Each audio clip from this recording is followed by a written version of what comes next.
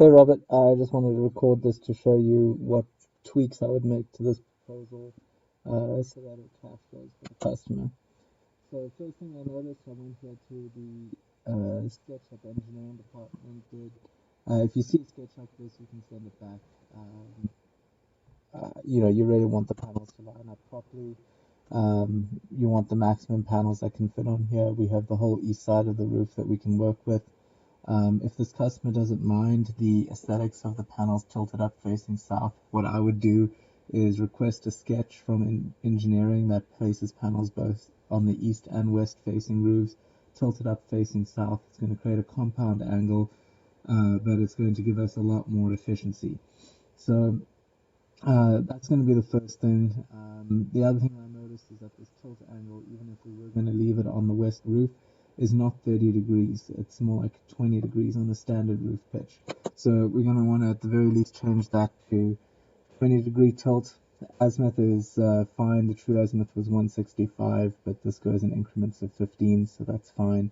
Maximum panels, obviously we have a lot more room here to work on the east side, so it's not 24, it's more like probably 48. So we have plenty of room to get that 100% offset if we needed it.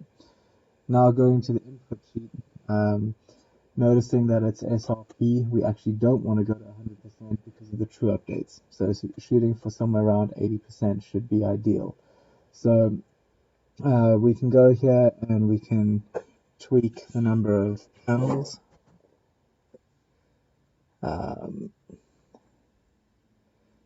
And that's got us to 74, so perhaps we need 30 panels. That's going to put us right where we want to be, somewhere between 28 and 30 panels. And that's also going to give us the preferential pricing, because the larger the system size, the better the pricing gets. So what I would do to create the best proposal is get that new sketch done. We'd change the azimuth, because it's going to be a compound angle that will provide you with the true azimuth. It's going to be somewhere around 135 degrees on the east side, similar efficiency on the west side.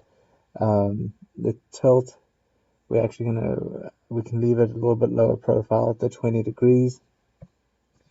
Now, what we're going to want to do on the pricing, we won't touch this pricing, but we have a few promos to work with. So we can see here that with the first visit, we can get it to cash flow on the 20-year, but not on the 12-year. What you can use to help close the deal if the customer really wants us to cash flow is you can put in that $1,000 bonus that they'll get for the referrals. You can tell them that, why don't we put that in as a down payment and see how that changes things. If you go over here to the 20-year loan and the 12-year loan, you put in that $1,000 referral bonus as a down payment, and now we're getting much better. $13 savings on the 20-year, basically break even on the 12-year. So we can get creative and do some things to help a cash flow on that front by using that referral bonus as a down payment. The other way that you can really sell this, instead of using the $1,000 as the down payment, you can really sell this on the cash flow, on the annual cash flow instead of the monthly cash flow. So by going, once we've sized the system, we're going to go down to the proposal, and depending on the loan option that they wanted, we can see here for the 12-year, it's going to cash flow beautifully. We're going to, on an annual basis, they're never going to be less than $806 in savings. So it's very easy to sell on this cash flow by using that $1,000 referral bonus. Yes, it will cost them a little bit more on their monthly payments, but they get that big $1,000 bonus. Another thing that we can do to tweak things for them is by shifting the tax credits. So we can actually put more of the tax credits onto the term loan and have them get a big influx of cash at the next tax season. So this is great if they really don't mind paying a little bit more on a monthly basis, but they want a nice windfall of cash to pay off a loan for a high interest credit card, for instance, what we're going to do here is we're going to go to the loans and where it says same as cash, federal credits, same as cash, state credits. Let's just say we want to not include the state credits in the same as cash loan, and we only want to have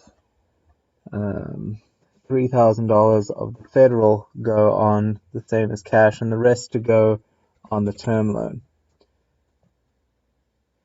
If we do that, obviously their payments, they're going to be paying $50 more per month with their finance payments and their new utility bill. But if we look at the cash flow, look at that. They're saving a little over $5,000 after the first year. Yes, it goes down to about 3, but it's a nice way for them to have that cash in hand if they needed it. So you can use those tools to kind of get creative. Obviously, you've met with this customer or you've spoken to them, so you know kind of what they're looking for. But when you're going over these options with them, be sure to get creative in how you mix and match these things to make sure that you're putting a proposal in front of them that's exactly what they want.